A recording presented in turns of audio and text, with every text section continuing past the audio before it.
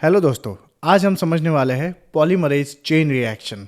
Biotechnology में कुछ ऐसे टास्क होते हैं जिसमें डीएनए का सिर्फ एक कॉपी काफ़ी नहीं है। जब ऐसा कोई सिचुएशन आ जाए तो फिर डीएनए के मल्टीपल कॉपीज बनाने पड़ते हैं और ये किया जाता है पॉलीमरेज चेन रिएक्शन के थ्रू। पॉलीमरेज चेन रिएक्शन में डीएनए के मल्टीपल कॉपीज बनाए जाते हैं लैब में ही, और इसको करने के लिए 2 सेट प्राइमर और डीएनए पॉलीमरेज की ज़रूरत पड़ती है। जो प्राइमर होता है वो जनरली कोई ऑलिगोन्यूक्लियोटाइड होता है जो यूज़ किए हुए डीएनए के कॉम्प्लीमेंट्री हो। पीसीआर को 3 स्टेप में पूरा किया जाता है: डीनेचुरेशन, अनीलिंग और एक्सटेंशन। डीनेचुरेशन में डीएनए के दोनों स्ट्रैंड्स को हीट किया जाता है 94 डिग्री सेल्सियस पे, ताकि दोनों स्ट्रैंड हीट होने पे हाइड्रोजन बॉन्ड्स जो दोनों नाइट्रोजन बेसेस के बीच में है वो ब्रेक हो जाए और दोनों स्ट्रैंड्स सेपरेट हो जाए। दूसरा स्टेप है अनीलिंग, जिसमें टेम्परेचर को 52 डिग्री सेल्सियस पे लाया जाता है और जो 2 सेट ऑफ प्राइमर्स थे यानी ऑलिगोन्यूक्लियोटाइड्स थे उनको प्लेस किया जाता है या जोड़ा जाता है 3 प्राइम वाले एरिया में। कॉम्प्लीमेंट्री स्ट्रैंड डीएनए के उनके 3 प्राइम वाले एरियाज में इन छोटे छोटे ऑलिगोन्यूक्लियोटाइड्स को जोड़ा जाता है। जब हम कहते हैं ऑलिगोन्यूक्लियोटाइड्स, यानी ऑलिगो का मतलब होता है थोड़ा बहुत, यानी कि जो प्राइमर जोड़ा जा रहा है उसमें कुछ बेसेस ही होते हैं, बहुत ज़्यादा बेसेस नहीं होते हैं।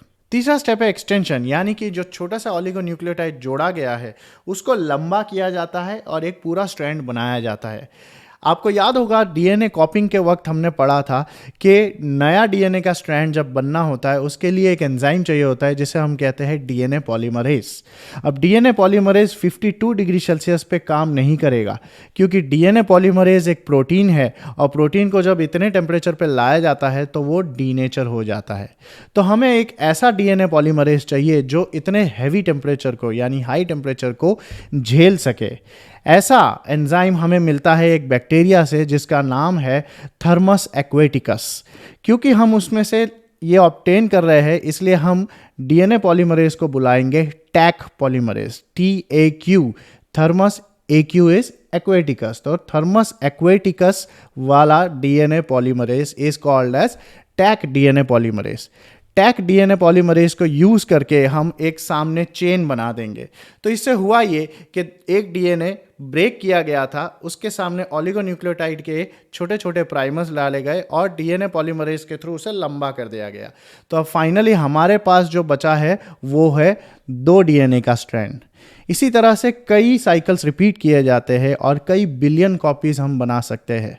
आपके बुक में दिया गया है कि इस चीज़ को 30 टाइम्स रिपीट करने पे हमें अप्रॉक्सीमेटली 1 बिलियन कॉपीज़ मिल जाते हैं।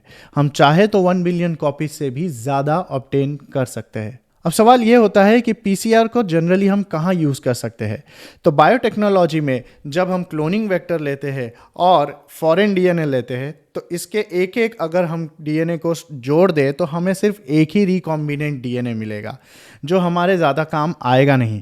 तो हमें एक से ज़्यादा रिकॉम्बिनेंट डीएनए की जब ज़रूरत हो तो हम फॉरेन डीएनए और क्लोनिंग वेक्टर को बार बार कॉपीज करके बढ़ा सकते हैं क्वांटिटी में, ताकि हमें एक ही झटके में बहुत सारा रिकॉम्बिनेंट डीएनए मिल जाए।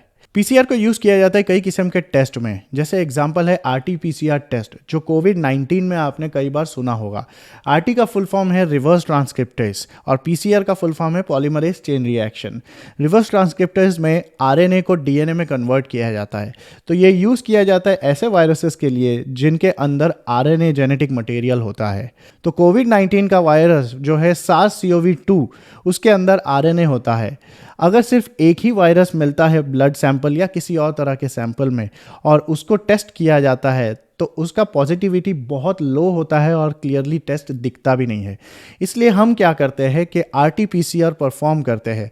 इससे ढेर सारे कॉपीज बन जाते हैं वायरसेस के जेनेटिक मटेरियल के, जिसके वजह से जब हम टेस्ट परफॉर्म करते हैं तो टेस्ट क्लियरली नज़र आता है। पीसीआर को चाहे तो हम यूज़ कर सकते हैं डीएनए फिंगरप्रिंटिंग में भी। तो दोस्तों आज के लिए इतना ही। अगर किसी किस्म का डाउट या क्वेश्चन हो तो आप कमेंट सेक्शन में लिखिएगा और मुझे बताइएगा कि अगला टॉपिक आप क्या देखना चाहते हैं।